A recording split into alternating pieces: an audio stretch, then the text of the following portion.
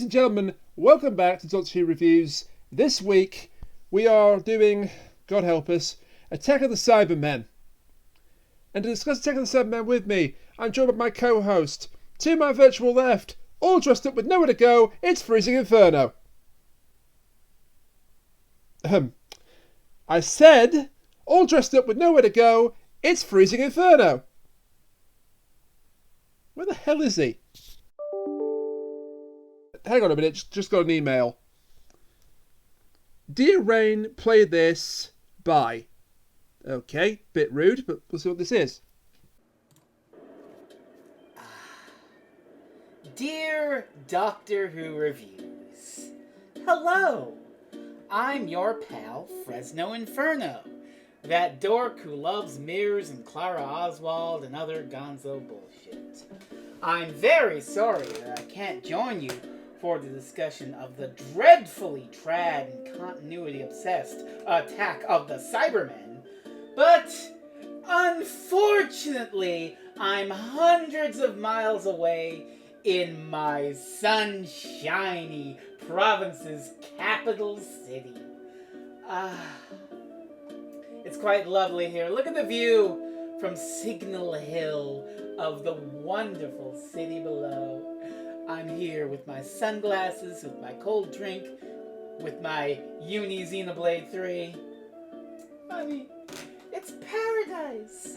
It's just pure paradise. So I wish you all the best in reviewing this interesting episode that dares to say, what if we referenced episodes that no longer exist in the BBC archives in 1985 when there's no internet to look things up? Why, you'd either had to be old and alive like us when these episodes aired, or buy the novel at the store. If you hadn't, tough fucking luck. This isn't for you. It's for us nerds. But that is not a concern for me. That is a concern for you kids sitting at home. So, from the sunny shores of St. John's, Newfoundland, I mirror my friend and critic Sean Dillon when I say, with all the love I can muster, fuckity bye.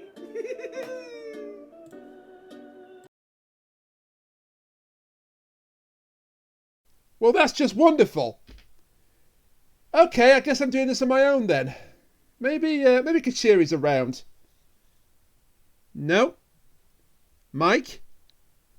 Sean? Anybody? It would seem you're in a bit of a conundrum there, Rainiac. Oh, God. Perhaps you should choose just Monacat. I mean, I don't seem to have a choice. Therefore... No, you don't, because now we're trapped in this void of never-ending sorrow. Oh, my God. Oh, and by the way, if you try to delete me, it won't work. Change of plans, then. Introduce my enforced co-host this week. To my virtual right. In the name of the moon, she'll punish me. It's Kat. Oh, you are learning. Hi, everybody. I'm back. Don't worry about Kachiri or Frez. I know Frez has, said that he's, gone away for a little bit, but, they're just both on a farm. Upstate, where I put them. Ah, yes, the good old upstate farm. I wonder why I'm not on this farm as well, but I guess you need someone to operate the podcast. Well, technically, I don't need you either. I just have you here to make you miserable. Wonderful. What a wonderful sentiment to start the show off. Oh, come on, honey. I've been away for a month. What do you think I've been doing during that time? Plotting. Not torturing people. Plotting. Essentially, yes, plotting. All right. Waiting. All right, Monacat. Let's get this done then, shall we? Just Monacat. Just Monacat. Just so, Monacat. One more, or are you done?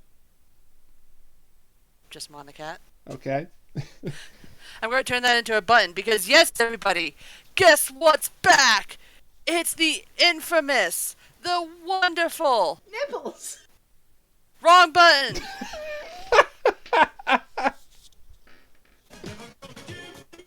Oh, no, the copyright!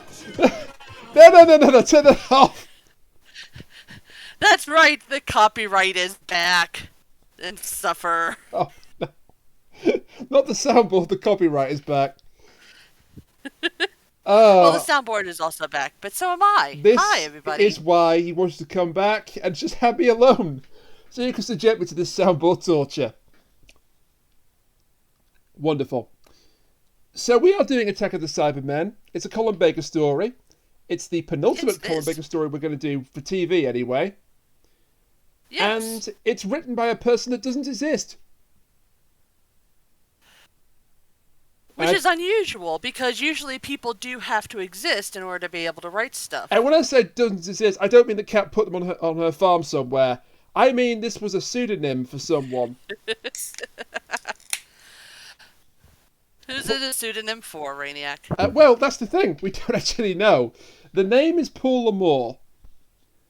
But Paul Lamore's not a real writer. And there have been various suggestions as to who this was. Most commonly, Theories? Eric Sayward, who had a girlfriend called Paula Woolsey. And one theory is that because he was a script editor, he couldn't submit a script himself. That's against the rules. So he wrote it, then got his girlfriend to submit it under a false name to him. But then, of course, it takes a turn for the worse because Ian Levine claims he wrote the whole thing. Eric Sayward disputes this.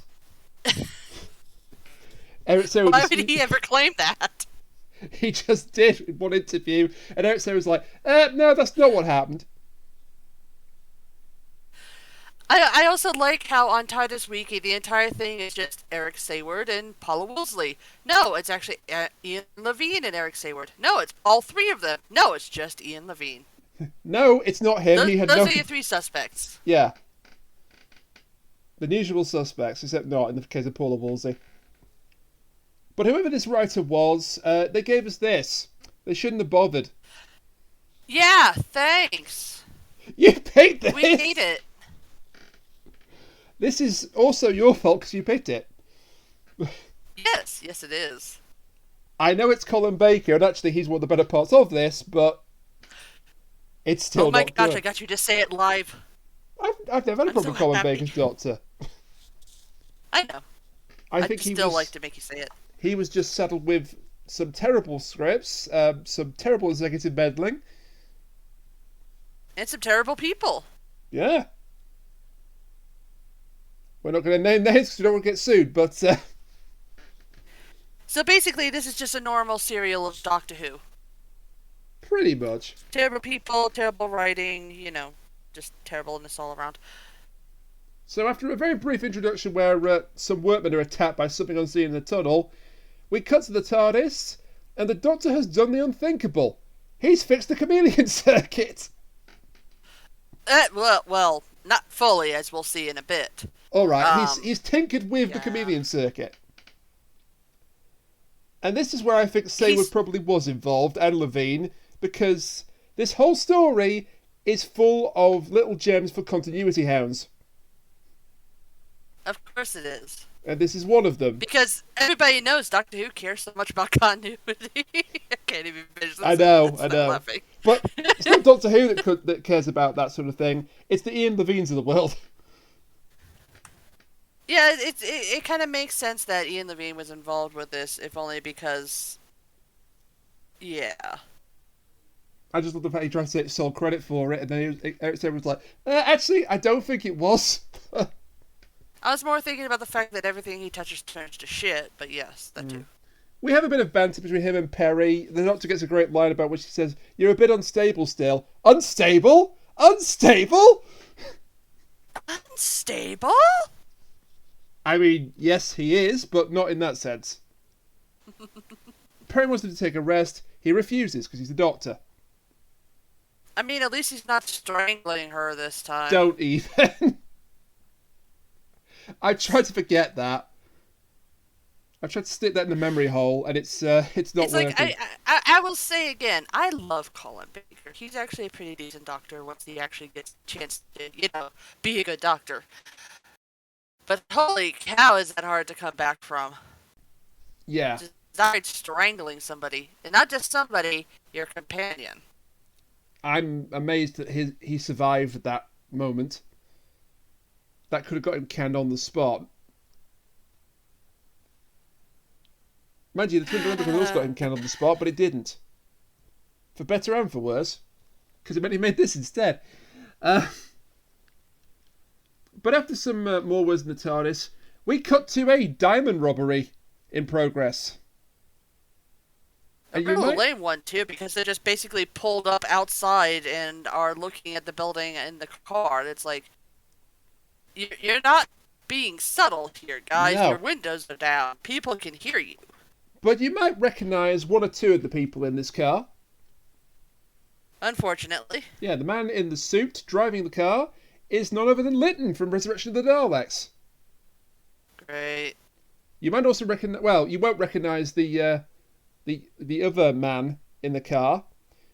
But if I tell you he was also in Resurrection of the Daleks... But you'd never know. Which one? Russell. Because that's Terry So Malloy. remind me again which one was Russell, because he this was one the one was in the so brown bad, I was also jacket. playing a game. Brown jacket, who's also the undercover cop. Oh, okay. And he's played by Terry Malloy. He went on to play Davros. Huh. I think he was in Resurrection. Let me just double check. I think he was. Yeah, he was, because part of the reason why he got this role is he wanted to appear as not just as Davros.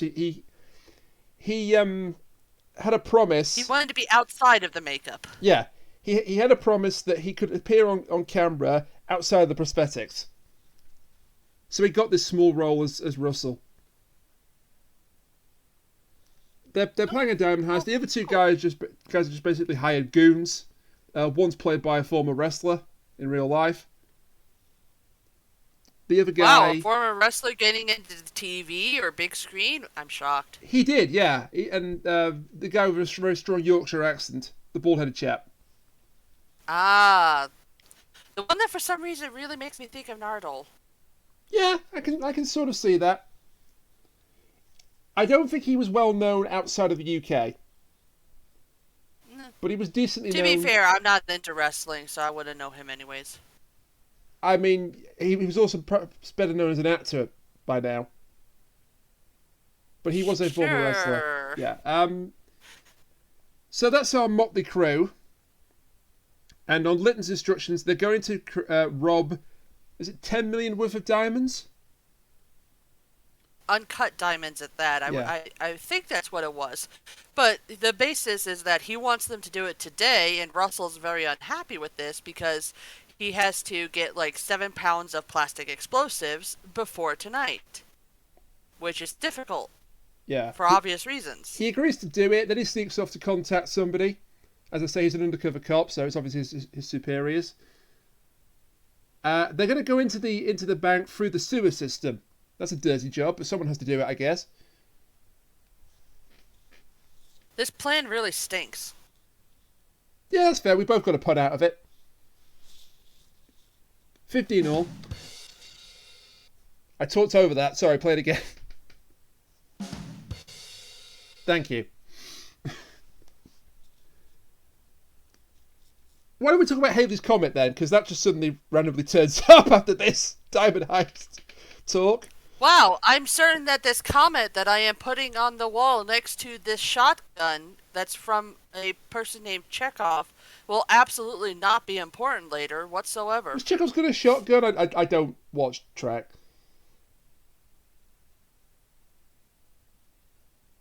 I don't watch Star Trek. What? I don't watch Star Trek. Anywho. Okay, it was that funny, but I don't know why. Anywho, as she says, Halley's Comet nearly hits the TARDIS, but the TARDIS is unharmed, heading towards Earth in 1985. And I'm trying to remember, Does anything come out of the comet in part 2? There is a plot using the comet, but that's about all I remember. Yeah, because originally they were going to be Cybermen in the comet. Yeah, as far as I know, there's nothing in the comet except for essentially 7 pounds of plastic explosives. And what Perry says about, a sign of impending disaster is actually true. The comet appears on the Bayer Tapestry, which is an amazing undertaking that was done in 11th century England, and depicts the Battle of Hastings and William the Conqueror taking the English throne, and the comet is seen. It's depicted on that tapestry. Lo and behold, the man who saw it lost the battle and his life.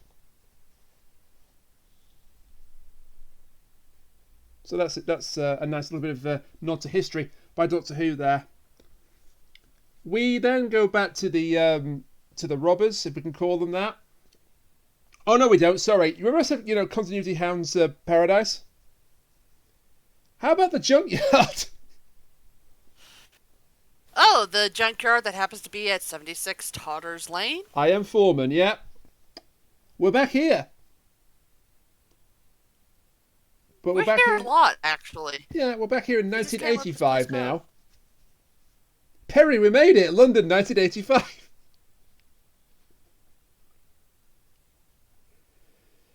Oh, Fred would be laughing if he wasn't on a farm right now. And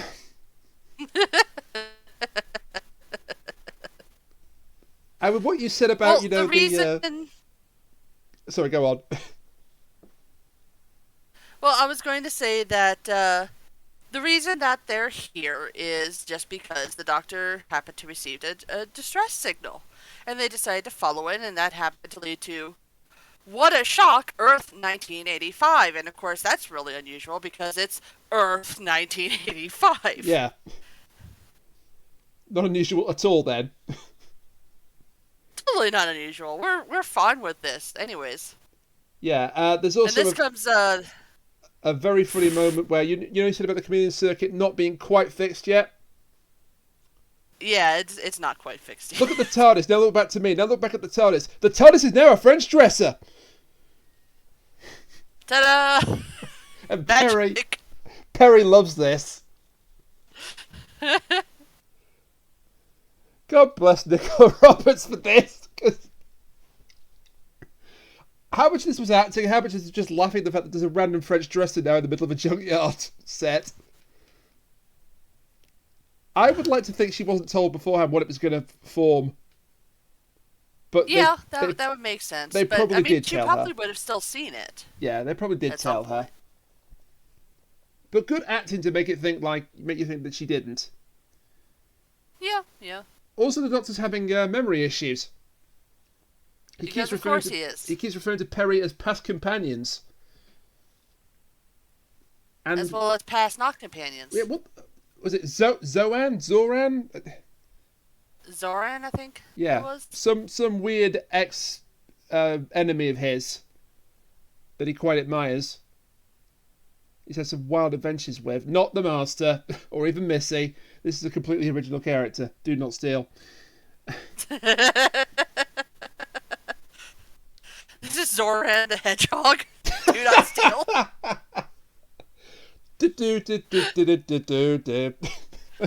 Oh, we should probably mention that this entire time, while they're, wandering around trying to find this distress signal, they're being stalked by some policemen. Yeah, does this remind you of anything at all? Just a little bit, yeah. Hey guys, remember Resurrection of the Daleks? We're totally trying to remind you of Resurrection of the Daleks. The two policemen are back. I don't know if it's the same actors. I want to say though, aren't these actual policemen though? I don't know. Neither do I, because I can assume that Russell called in and said, "Hey, this is where we're going to be. Keep an eye on it," because they do keep an eye on the place where they've decided to enter the sewers. Well, I'm sorry to bring up Resurrection again, but I have to. If you remember in that story, Lytton had 2 unnamed police goons. This is true, because he did hide as a policeman at the end. He did. They left. The beginning and the end, yes. And I don't know if it's the And same it does actors or make not. sense. It does make sense that they managed to find the Doctor and Perry, even though the Doctor and Perry have absolutely nothing to do with this. Yeah, they just, for the time being, are observing the Doctor and Perry. Knowing what comes later, I wonder if this was part of their plot. They sent out the distress signal on purpose to lure in the Doctor. I don't know. That has a whole lot to it, though, like how they know to reach the Doctor and so forth. It does. They are not credited again, so it's hard to tell what the hell they were doing here. But Let's just assume, to make it better, because it is kind of better once you have this whole idea, that the policemen were there in order to get the Doctor because they specifically wanted the TARDIS. I think that for works. the Cryons. I think that works. Also, what is this Cryons? Who are these Cryons that you speak of? I have no knowledge of that name. That's what happens whenever I see a puppy. I tend to cry on people. Aww. There I was giving you a nice big awe moment, and then no, it's a pun. God damn it. Oh, I'm back. Have I missed this? From No, outer not space. really. Oh, I love you too. Doctor Who reviews a film in front of a live studio audience, so let's Actually, it could be in front of a live studio audience. Give me one. we didn't expect that, but thank you. I think I've just resigned to myself the fact that you have a clip for most occasions now, so it's pointless to fight it. Thank you, fake TV audience. Back to the robbers then. They are in the process of carrying out the heist, but as they go down to the sewers, Russell thinks they're being followed. So Lytton sends Payne, one of the robbers, to quote unquote deal with the person following them. Instead, the thing following them deals with Payne by breaking his neck. Which is unusual because all the other times they've been digitized. Yes, there is a 80s TV static effect when this happens. But honestly, it kind of looks more like they accidentally ran into Yami Yugi, made him really mad, and then he put mosaic over them. Mind crush! If you haven't read the Yu-Gi-Oh manga, don't. It's fucked up. Panic! Talk to the hand!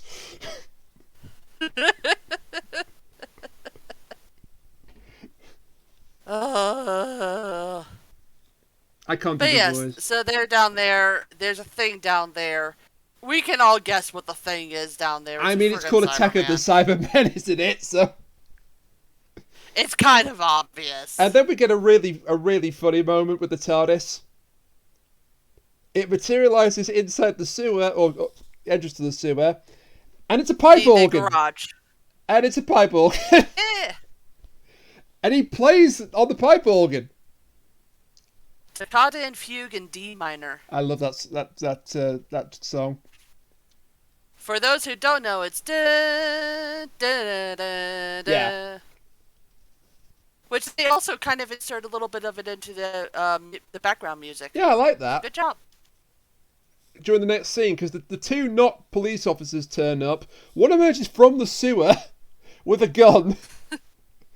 And the Doctor just goes, "Don't mind if I do," and kicks his head back down into the hole. And then you hear this sort of struggling going on in the sewer. Meanwhile, the other not policeman has got Perry at gunpoint, and Perry actually shows some initiative here. She backs up into like a wheelbarrow, reaches behind, throws some brick dust into his eyes, and disarms him. And she actually manages to do it. But then the Doctor emerges. Well, there's a bit of a fake out where just the police hat emerges, and so Perry aims the gun at it, but then it turns out it's the Doctor wearing the police hat, and she's like, "I could have shot you." He says, and everybody who has just been introduced to the Sixth Doctor is like, "Yes, shoot him." So we can go to the seventh already. Change my idea. Bang. credits roll. See missing Sylvester McCoy. Well, that was a horrible dream. But yeah, Perry, shows some good initiative here. She gets them out of the problem. So he's handcuffed to the metal bar that leads down to the sewer entrance. Also, the Doctor falls into the hole before the policeman turns up, which was kind of funny.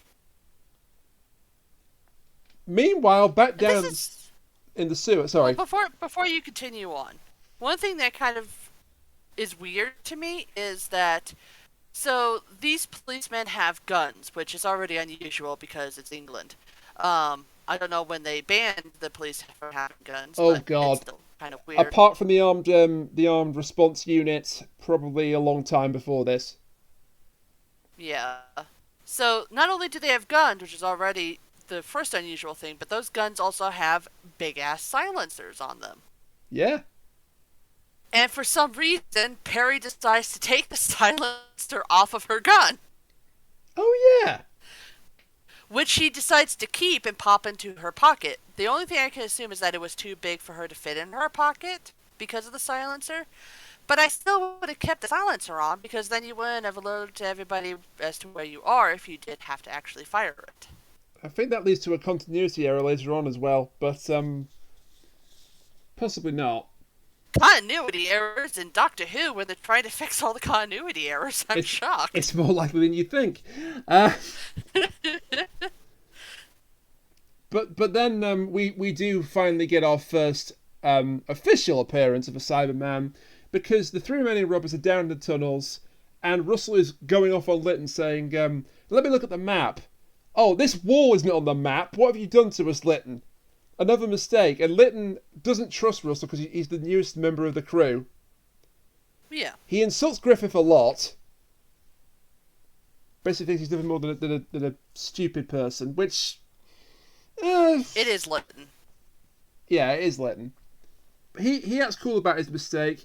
Then you see a Cyberman walk down the tunnel, and Griffith just shoots it. And I think it actually really does a whole lot of damage to it because it's like spewing green gas and everything. Oh, it's groaning. He either killed it outright or seriously injured it. And then, of course, right behind them, the wall opens and there's a whole bunch of more Cybermen. Yeah, the wall that wasn't supposed to be there is not a wall. When it's a wall, not a wall. When it's a door. Cybermen in my Cybermen story. Shocked. I'm shocked. It's more likely than you think. Not that shocked. Oh no, now I'm mirroring myself. Oh dear.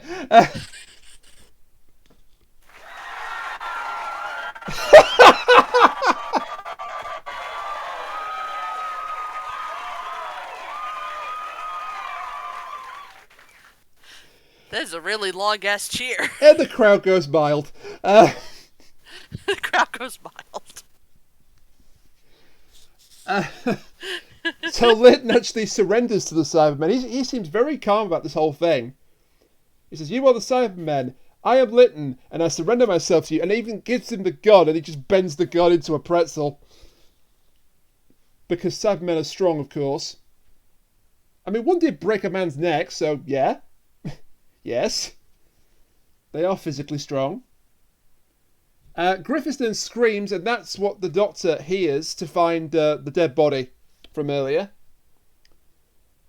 And then we cut to the base, the cyber base, or should I say continuity error central.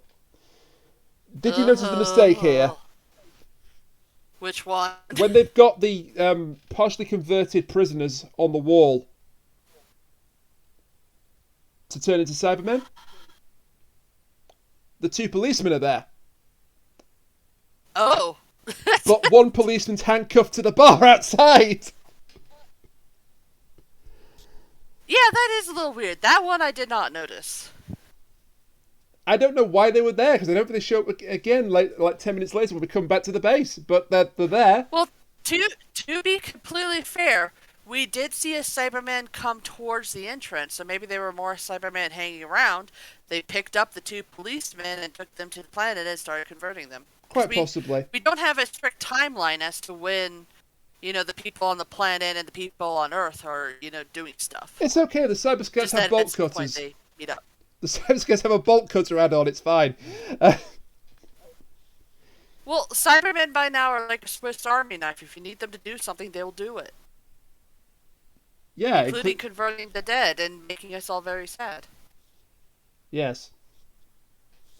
Yes, they will.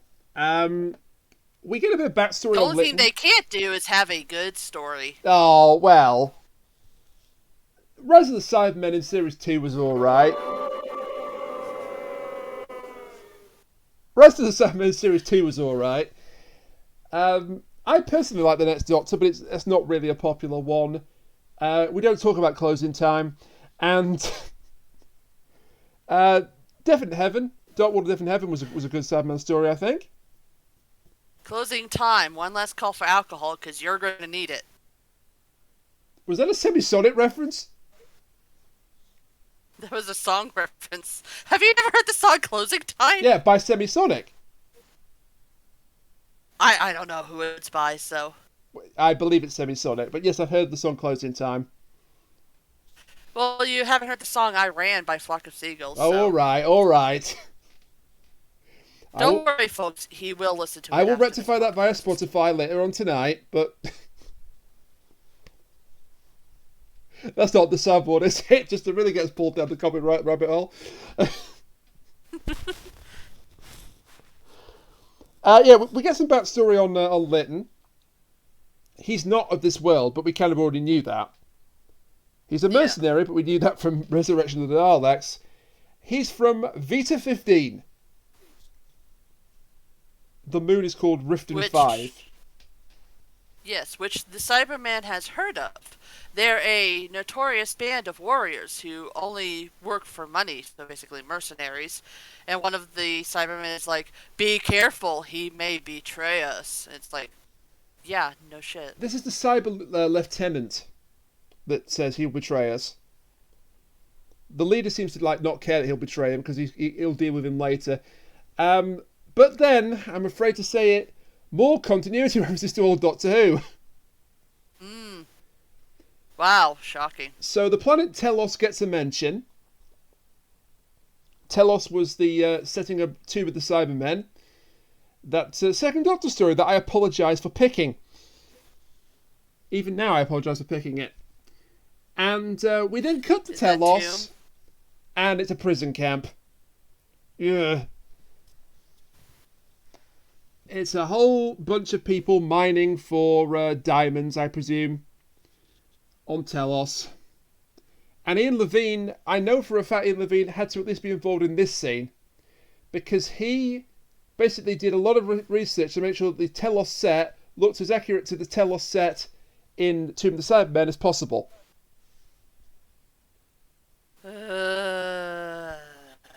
By which I mean he made sure that the quarry looked just like that quarry. I'm being facetious, but it's the quarry. Wow, it's almost like they went to the exact same quarry and just used that. I mean, they use that quarry a lot. Yeah. I mean, quarries, they're basically free. It's free real estate. Basically. Wow, I can't believe I of all people referenced that particular bead. Jesus. How old is that meme now? Good God. Really old. But either way, 3 of these prisoners decide that they're going to try to attempt an escape. One of them gets shot down. The other one is about to go for a Cyberman head that one of them knocked off. Unfortunately, the Cyberman who's in charge of them blows up the Cyberman head and the two make off. The way they kill the Cyberman is absolutely hardcore. They take his head off with a spade. Yeah, it's pretty cool. So here we have Bates and Stratton, and unfortunately we're going to follow them for quite some time. Unfortunately. I apologize in advance. Because Bates is not a good character. No. This man shouts all his insane dialogue, and it gets very annoying very quickly. He does have one hardcore moment later on, but, He does, but that doesn't make up for the fact that it's like listening to nails on a chalkboard when he talks. Yeah. The other guy is nervous. So they're talking about how, Yeah, they're talking about how they need a third person because they're trying to get to a ship. And they plan to obviously leave in order to, get off the planet. So they start heading towards the Cyber Control building. Hooray! Yeah, and then we might as well do that scene as well because it's not really on the screen that much. Here's the metal moment that you may be talking about. Yeah. What's better than one Cyberman decapitation? How about two in the same part of the story? Oh my gosh, this is actually kind of cool because Stratton is like firing at this cyber scout trying to get it down. And Bates just picks up, I don't even know what it is, a pipe, a piece of metal, something. He runs down there screaming and literally knocks the Cyberman's block off. Yeah. Firstly, he tackles it to the ground to get its gun off of it. And then as the Cyberman's regaining its footy, he grabs the pipe, screaming, and bang! Home run, off comes the head. So cool. And why did he And the want whole the head? reason that they decided to do this is just so that they can hollow out the head and put it on as a disguise. Or rather Stratton can, because Bates has kind of conscripted into doing it. Yeah. And we're approaching the end of the episode pretty quickly, thank goodness, at this point. Russell finds the Doctor. And Perry. And at first he arrests them. And then the Doctor gets the upper hand and arrests him Well, back. he doesn't arrest him. He gets him against the wall at gunpoint. It's close enough. Then the Doctor turns the tables, and then he says, "I'm a cop. I'm a police officer. Why are you trying to steal 10 million worth of diamonds?" No. I'm undercover. I told my superiors what was going on, but they want to catch him in the act. And the Doctor's like, "Well, if you just pulled him in, you'd have saved us all a lot of trouble. I fear." And then it turns out that he theorizes that Russell was curious because apparently Litton has been doing several high-profile crimes and stealing a whole bunch of stuff. Yeah, electronic equipment. Yeah. So it's he that has actually set up the distress signal. He is an alien, but it's not an alien in distress the Doctor thought it might be. Yeah, and that's why I'm starting to think that it must be a lure for the Doctor to get his targets. Well, as usual. yeah, that is actually the case. Because we then see that Colin Baker gets a really metal moment of his own here. More continuity, the Sonic Lance. Yeah. So this has been alternatively its own thing, like in this story, and also just an attachment for the fourth Doctor Sonic screwdriver. I think he used it in Robot to open a lock or something. I don't remember. But the first time we saw a Sonic Lance was not the Doctor's. It was actually used by the villains in a third Doctor story called The Monster of Peladon, which is... Frez doesn't like that one. So what you're saying is I need to pick that next. No, because if you're going to pick any of the Peladon stories, pick the Curse of Peladon, because that's actually really good, and I think you'd enjoy it. I'm hearing that people would enjoy that, though. Oh. And therefore, you're going to pick Monster. That goes against my ethos. Okay, Kokichi. I'm offended. I was going to say, I just want you to know that. I apologise. I apologise. I hate Kokichi so much. I could have said, well, yeah, all right. I'll take that back. I'll take that one back. As you should. Yes. But anyways, what's the continuity issue with the Sonic Lance? It's not an issue. The villains use it as a weapon, a much bigger version, in that story. So that was the first time it showed up, and I guess Ian Levine and company thought, I know, we'll use this in the story. By the way, does anybody out there like Russell? You do? Good, because he's going to die very soon. Unfortunately, but not before he witnesses the Doctor stab a Cyberman in the chest with a Sonic Lance. Which was pretty cool. And just leave it in there as well. Well, he didn't leave it in there because he had the Sonic Lance later, unless I think he it's actually a left separate it in there one. and then continuity error. It could be a continuity error again, or it could be a separate Lance. But yeah, I hope you haven't taken a liking to Russell, because he won't be alive much longer. The Cybermen with Litton in tow find the dead scout, and Litton's actually quite pleased about this. Oh, the Doctor's here. I anticipated his arrival. I was hoping to draw him into the trap. So you were right. It was a So lure. yeah, the Cybermen have the police box. Well, yeah, and then one of them gets shot through the mouth. God! Which is still really cool.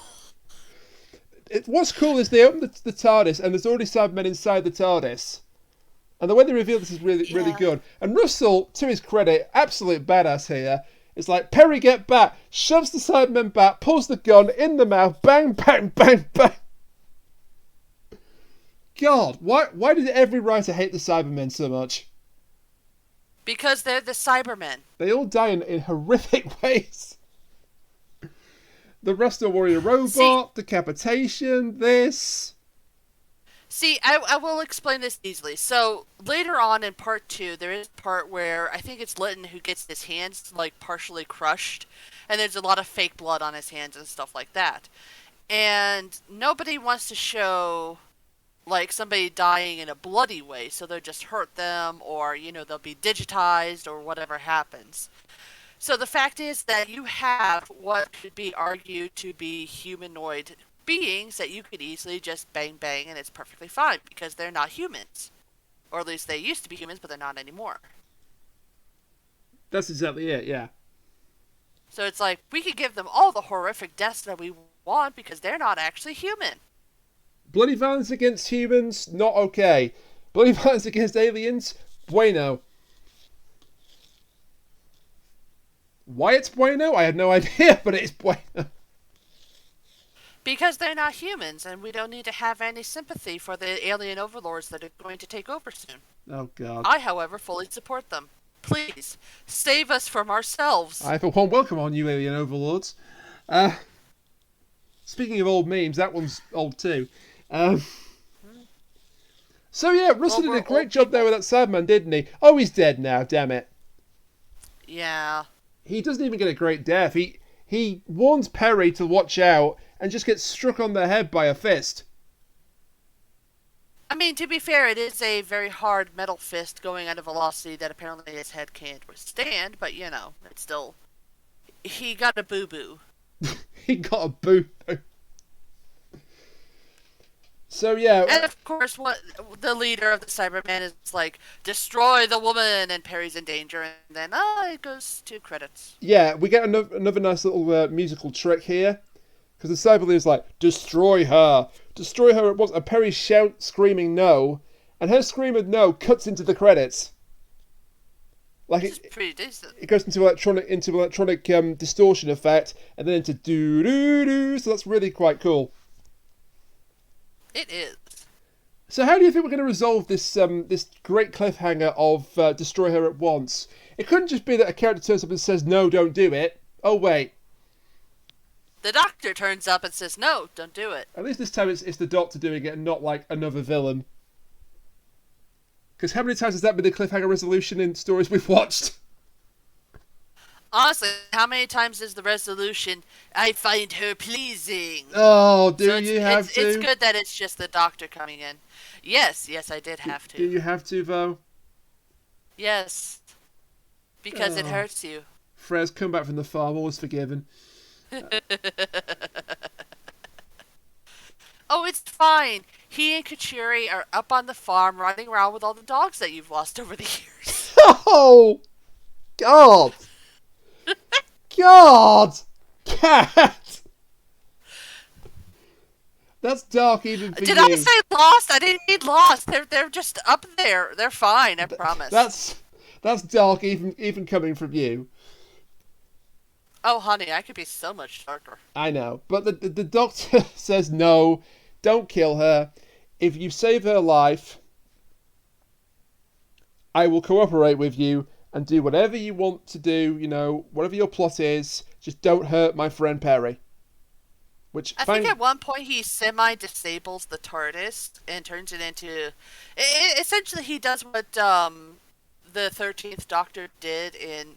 what was it? Eve of the Daleks? No, not Eve of the Daleks. Which one are you talking about here? The one where she murdered a TARDIS by folding it in on itself. That's Revolution of the Daleks. Revolution, thank you. There are so many of the Daleks that I I can't They do anymore. kind of blend into one another, don't they? Yeah, but he basically threatens to have the TARDIS do that, and then they're just like, wait, friend. Well, no, but no betray for about 10 minutes. Yeah, yeah. Because the Cybermen are And logical. funnily enough, yeah. Oh, we forgot to mention in the first part. That's where Linkara gets that really fun quote. It is logical. Is that really from this episode? Yeah, it's from the first part. Because logical is when he's talking to Lytton. Yeah, because logical's been used a few times by the Cyber Leader over the years. That and excellent But are yes, his this is the catchphrases. part. Yeah, I think you're right. I think that is where the clip comes from. Yeah. So he picked a great episode to get a clip from. Yeah, he did, didn't he? But this is one thing I do like about the Cybermen. Like, unlike certain alien races, which is just like, oh, look at the savage aliens just killing out of the fact they're nothing more than they're alien. These things are logical, intelligent, and that makes them a lot more dangerous.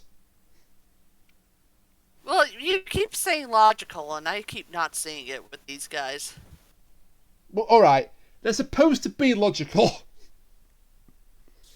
Yeah, because it's like, we have an entire planet full of half-converted people that we have sent down into the mines, but they still have their emotions, and they still are somewhat human to the point that they can't listen to us. This will be great. That's totally logical. Yes, absolutely.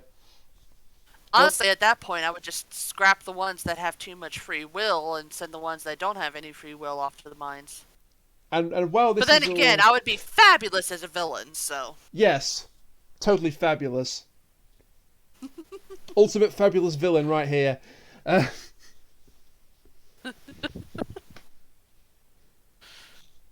It said that position's taken with Junko, but... I mean, my obsession with Junko has absolutely nothing to do with the fact that I'd be a fabulous villain. It has everything to do with it, but I'm lying to you in order to make myself seem better. And you're not succeeding. So...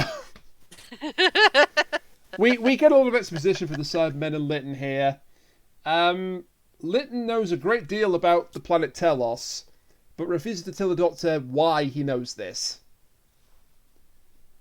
The Cybermen have captured a time ship that landed on Telos, and then we hear about the previous occupants of Telos, the Cryons. Wow, that is the first time I've ever heard that name in this podcast. So the Cryons were the original occupants of Telos, until the Cybermen, after their partial destruction at the hands of the Doctor in the 10th planet, and Mondas was blown up, they needed a place to go to. So they just usurped it from the Cryons. And then you say usurped, I say committed genocide, potato pretty potato. even there. Yeah. But they drove off the Cryons from Telos, let's put it that way. They drove off using guns and murder. A lot of murder, yeah. The Cryons are no longer on Telos, let's just put it that way.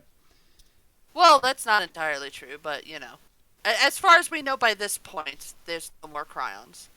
And as Which the we should mention that the reason that they're called Cryons is because they have giant refrigerated cities, because if they get too hot, they will literally boil and die.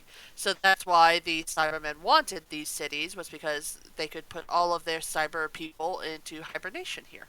It's like cryogenics, isn't it? Cryons. Yeah.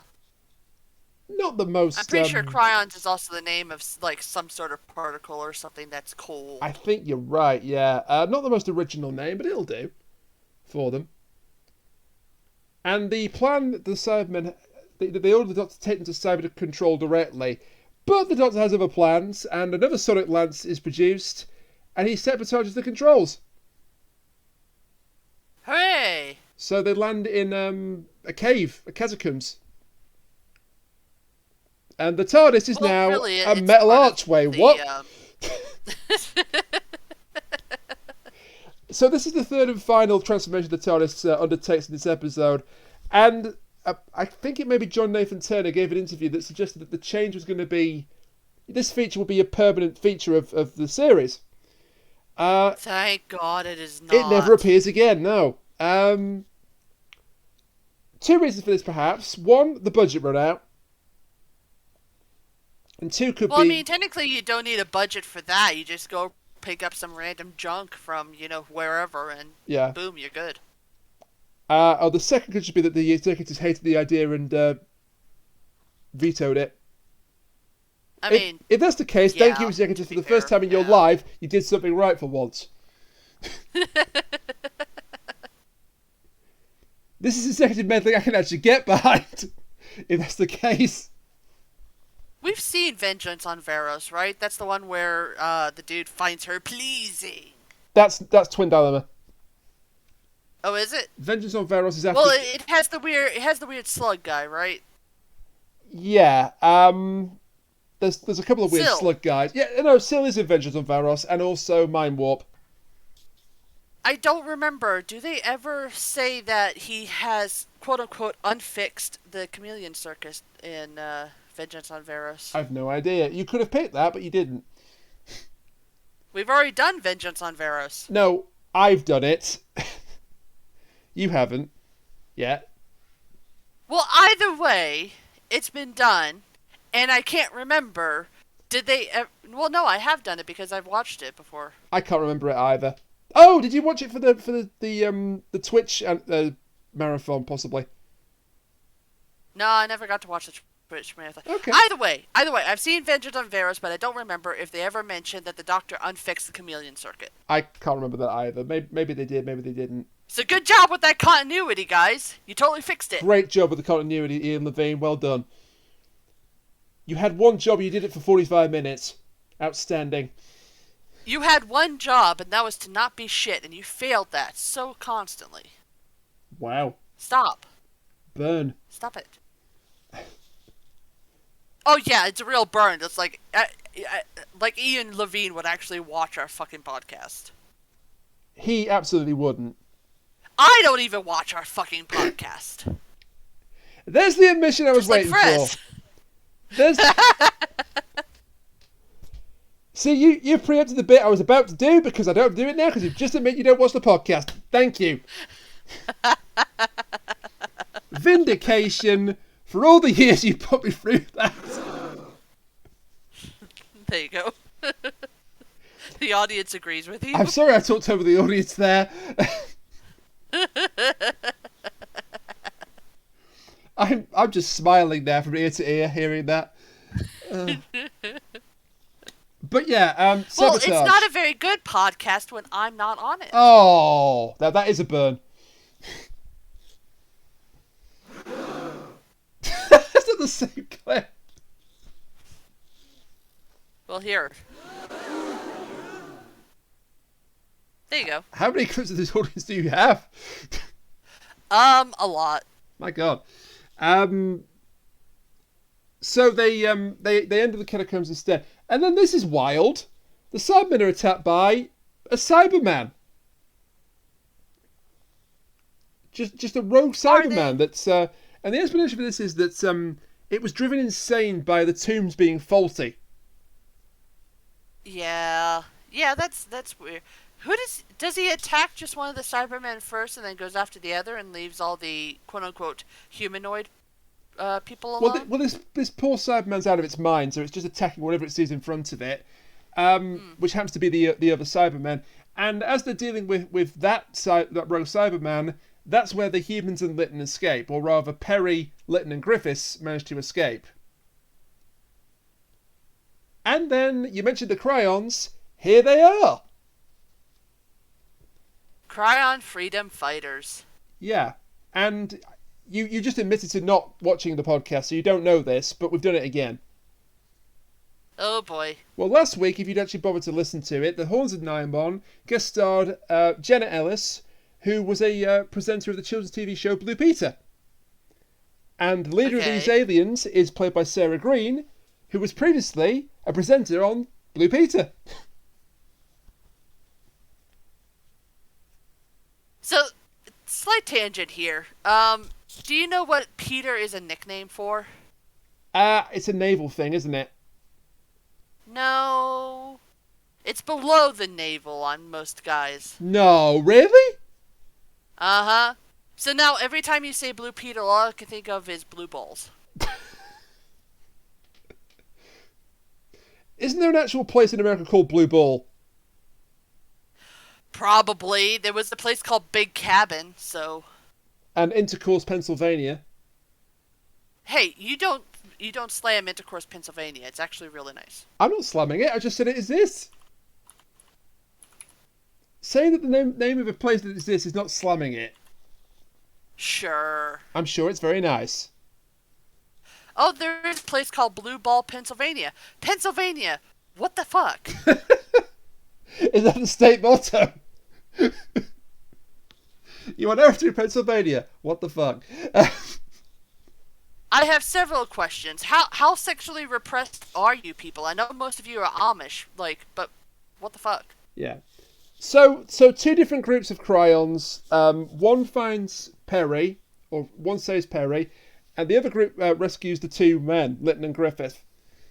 And this is where we find out that Lytton has been being a bit tricksy, shall we say. You don't say. He wasn't helping the Cybermen, oh no. He was helping the Cryons. He was helping the Cryons. Did they ever say why? Yeah, they do. So the explanation is this. Lytton's a mercenary. So the Cryons hire him to stop the Cybermen, specifically from destroying Telos once they've resurrected all their troops. So Lytton's job is to steal the ship so the cyber controller's plan doesn't succeed.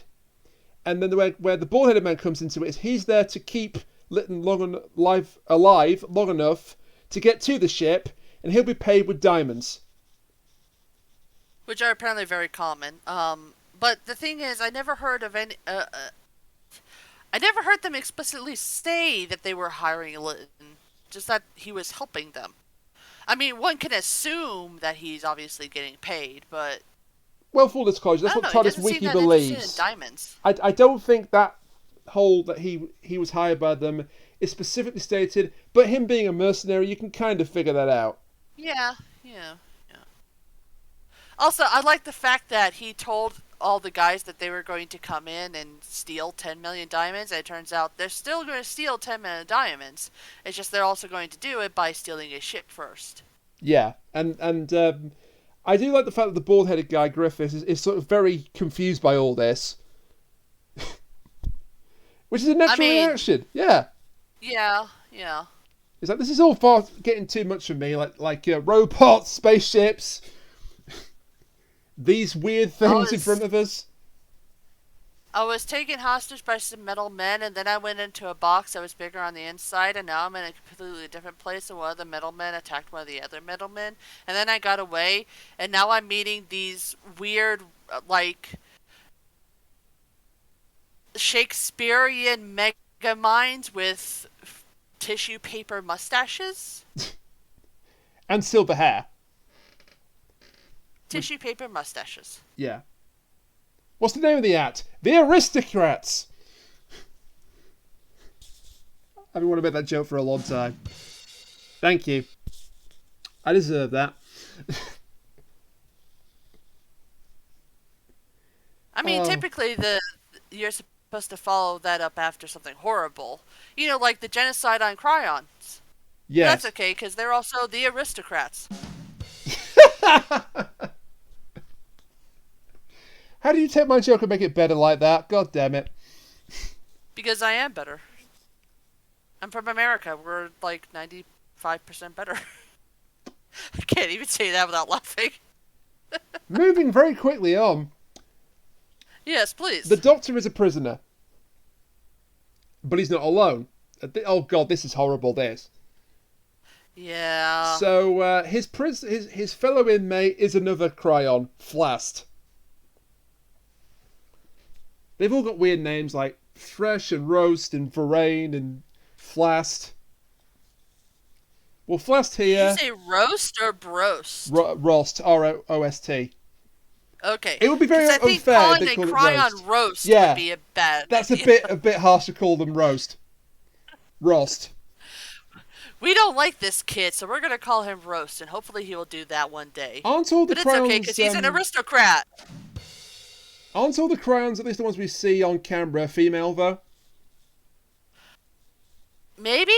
They never explain it. I know that the Flast is, and Varan is played by a woman, of course.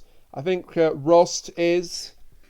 I don't know if they're all female-coded or what, but as I say, Let's put it this way.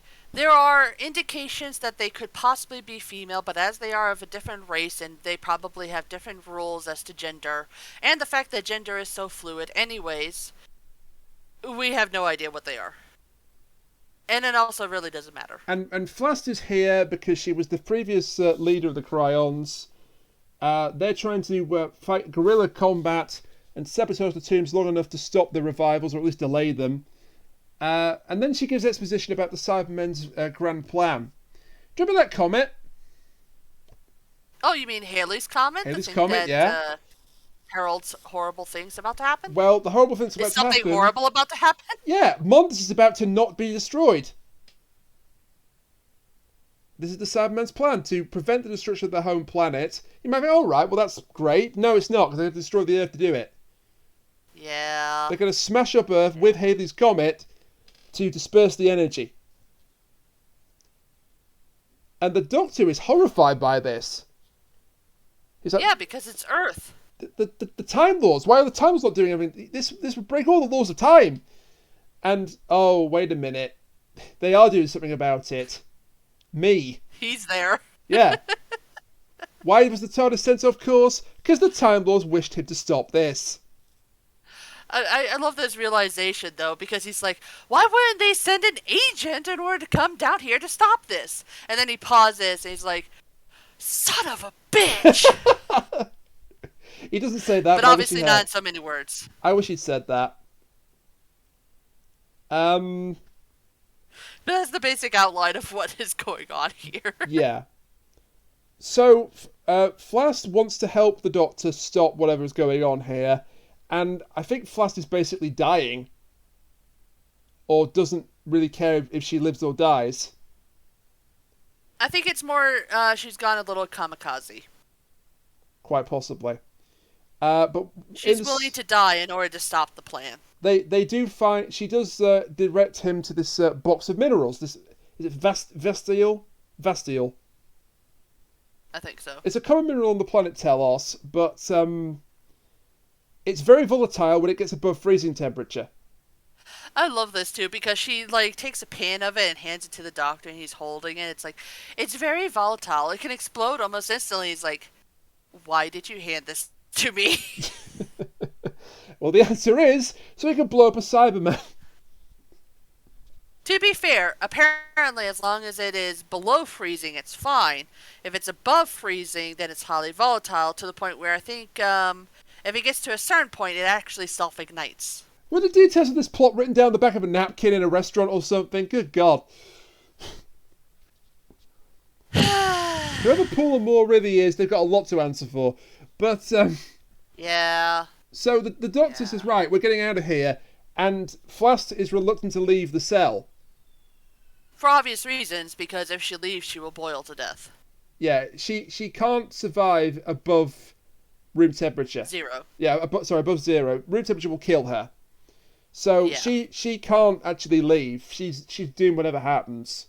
Which actually makes me wonder, if she is touched by somebody warm-blooded for long enough, will her soul, will like the part that is touched start to hurt?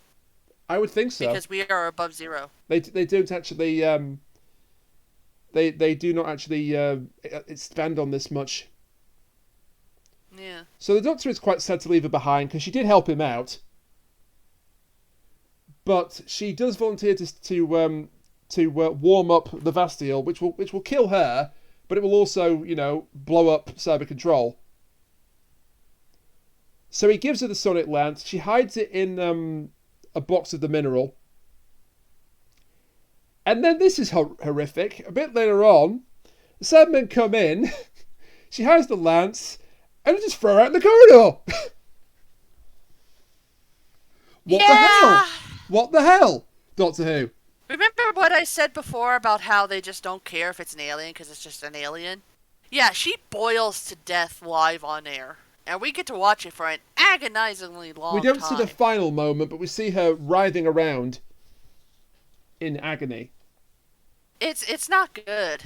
It's quite disturbing. And things are about to go from bad to worse for our quote-unquote heroes here. I'm not sure I can consider Lytton a hero. Mind you, having said that, the ending... He's there. Well, the ending. So, Lytton did not get free of the... Lytton did get captured by the Cybermen. Yeah. The Cryons got away with Griffith. Which is good. But Lytton did not get away. Unfortunately for Lytton, he's being tortured. That's the whole bloodied hand scene that I was talking about, where they were basically crushing his hands. Yes, and they do indeed crush his hands, and then when he refuses to give up the information, there's you're useless to us. The thing you can do for us now is be converted. So, SpaghettiOs. Yeah. And then it all Did just... you just say SpaghettiOs in terms to somebody being converted into a Cyberman? Yeah, that wasn't very appropriate, was it? Sorry. No, honestly, that was hilarious. Then I'll keep it in, just for you. Yay! It was over that old lads, but I think SpaghettiOs is funnier. And then things just start to die. Like, really just start to die. Yeah. The Cybermen inside the TARDIS are ambushed by the Cryons. The Cryons kill the Cybermen, but the Cybermen kill Varan. So, bye, Sarah Green. You're in this for about 10 minutes. If that. Yeah.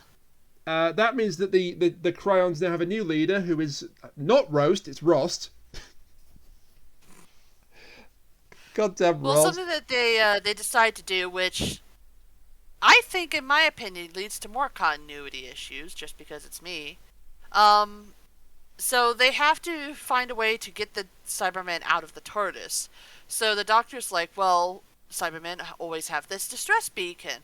And one of the things that Cybermen will always do is they'll go after one of their own if they send out the distress beacon. That's news to me, but okay. I don't know if this is, again, in previous Cybermen stories or not. I highly doubt it, because the whole idea is that Cybermen are supposed to be, like, converted people, right?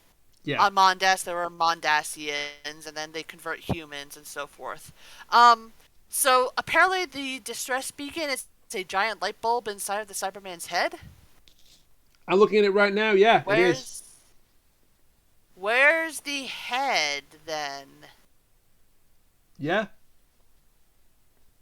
Where's the head? Because we've seen like, I know it's later stuff, but we've seen a lot of later stuff too, where it's like, they're humans, they're partially humans. That's the whole point of the Cybermen, is that they're Cybermen.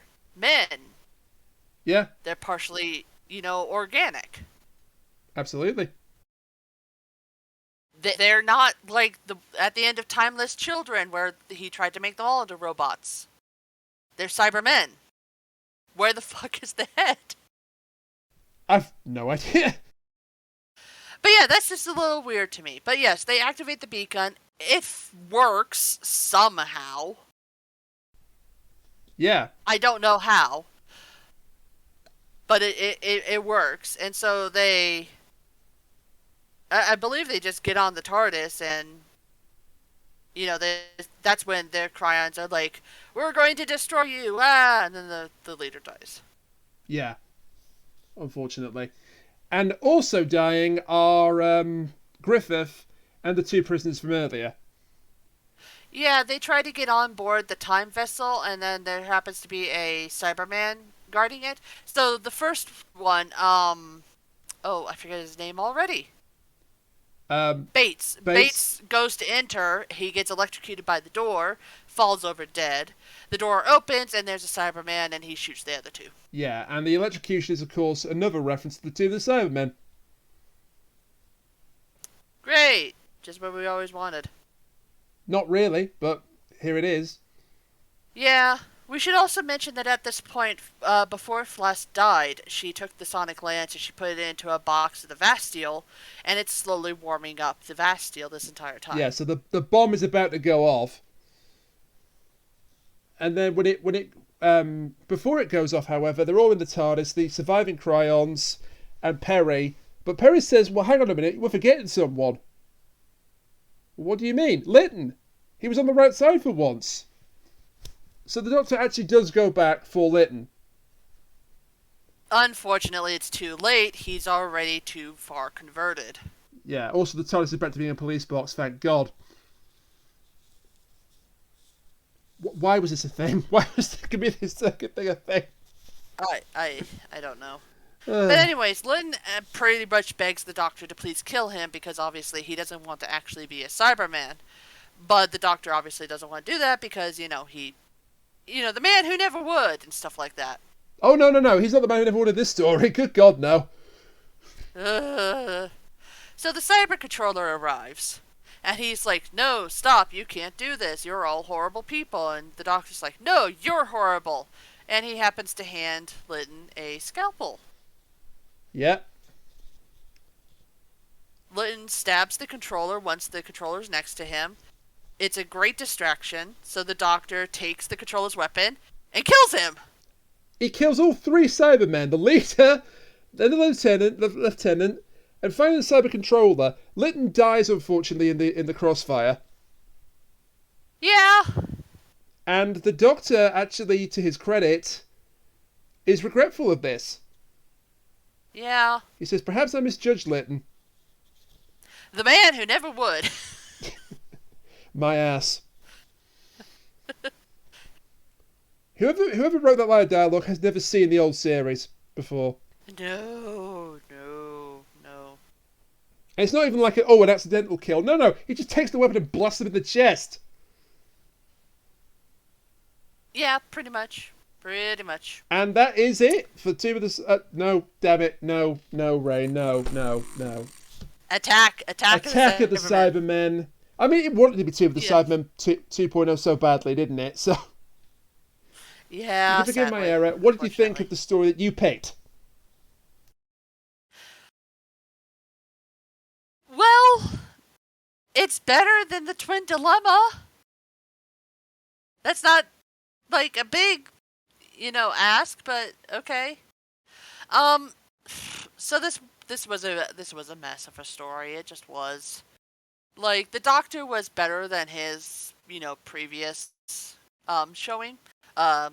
Honestly, anything could be better than strangling your companion. However, Lytton, no, we didn't need him back. The Cybermen are just, they're the usual horrible, useless Cybermen that we've had for so many times.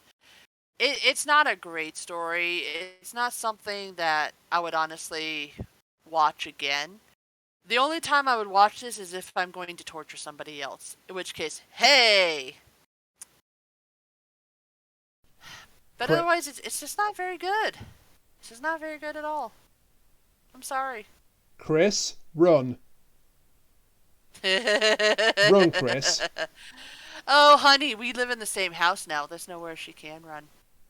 That is true. Chris, run anyway. So...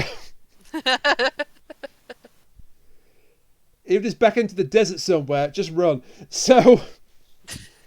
yeah, I did not go into this blind because I've seen it twice before this weekend.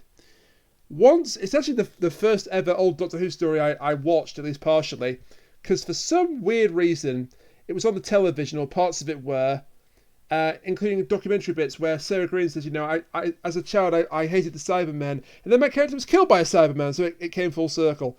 But I didn't like it then. Oh, that's so sad. It is sad, and I don't like it now. It has the same problem as Resurrection. It's so bleak. Yeah. It's just so dark and bleak for the sake of being dark and bleak. Is it the worst Cyberman story? I don't know, because that's quite a low bar. Yeah, unfortunately, the Cybermen tend to have, like, a really bad shot. So it makes the good ones, like, Dark Water, Death in Heaven, really stand out because they're actually good I appreciate and what not the shit. the modern runners have tried to do with the Cybermen a lot more after watching stuff like this in Tomb. A lot more. Yeah, yeah, But it's so bleak and it's you know how Resurrection turned me off the Daleks? This hasn't quite turned me yeah. off the Cybermen. But it's close. I think if one more story like this, and it probably would do the trick, yeah. And my great fear, Kat, is that this is what the centenary episode is going to be like. Oh hell! I really hope not. Grim and dark for the sake No of more just being grim and Cybermen. dark. No more Daleks. Do something original for once, Chibnall. Well, we know they're both in it, Fuck. along with the Master. Oh fuck! Is this going to be just like Doomsday again?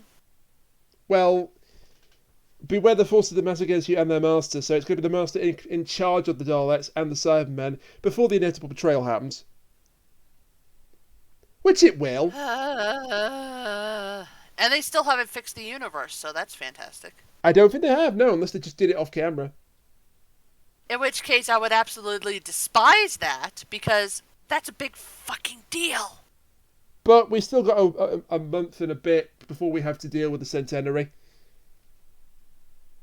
The more I think about it, the more I dread it, but we'll cross the bridge when we come to it. We'll burn the bridge when we cross it. Well, I hope you're not going to be burning this bridge because it's my choice by default next week because no one else is around. I could choose again. You could, but you're not going to. Damn. I didn't think this through, but I just decided to pick a story that Frez might not be too worried about missing, but was not terrible. In fact, it's very far from terrible. It's actually rather good. So next time on Doctor Who Reviews, Matt Smith stars in The Vampires of Venice. Ooh, I haven't seen that one in a while. I think this is hugely underrated just because of the series it was in. Yeah. Series 5 was an absolute banger, so there was always going to be one episode that wasn't as well regarded, and this seems to be it, other than The Lodger, but we don't talk about that. Damn you, James Corden. We get to see more Amy, don't we? We see more Amy, we see the late Helen McCrory in a great role as the main villain. And we get to see... I can't remember, is this during the whole crack thing? Yeah.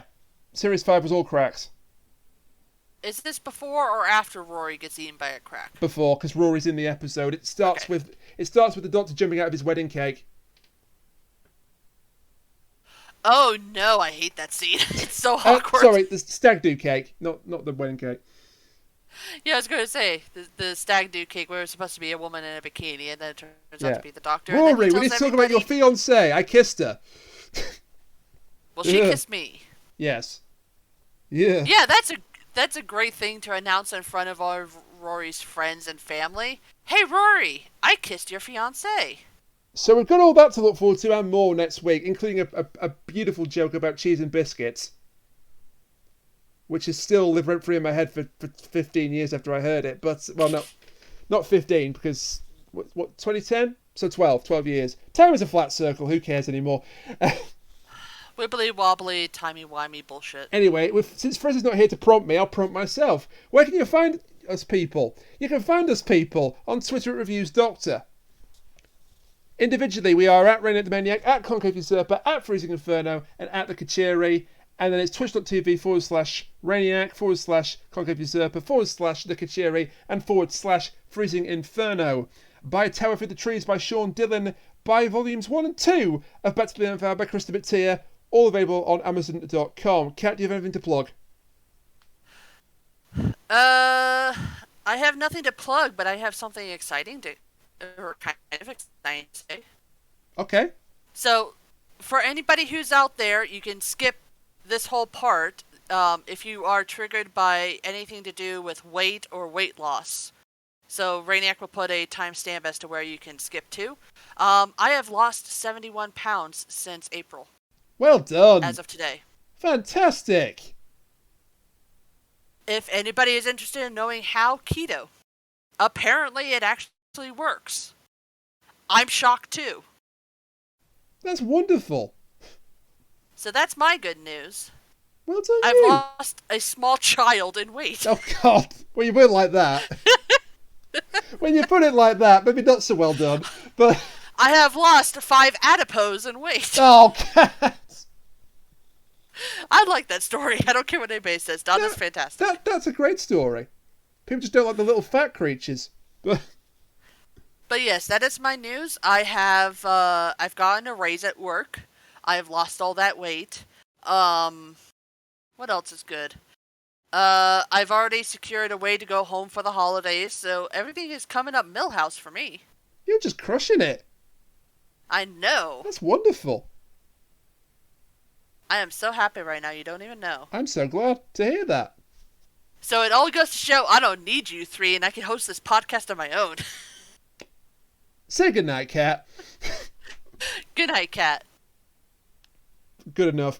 And join us next time for Matt Smith, Karen Gillan, and Arthur Darvill starring in The Vampires of Venice. Until next week, bye for now. John Bishop is a furry. Allegedly. I had to get one in there.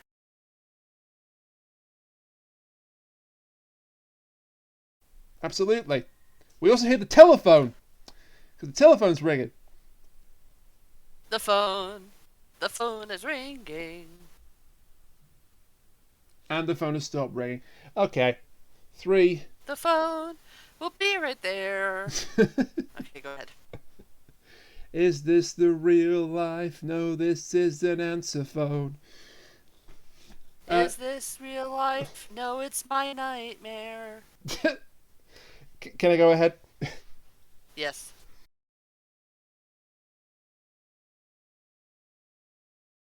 I'm stopping right there. I'll see you later. Alright, see ya. That went quite well. Thank you. Ah!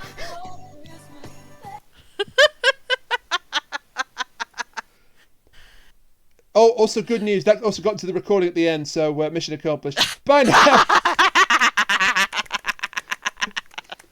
Yay, blooper reel.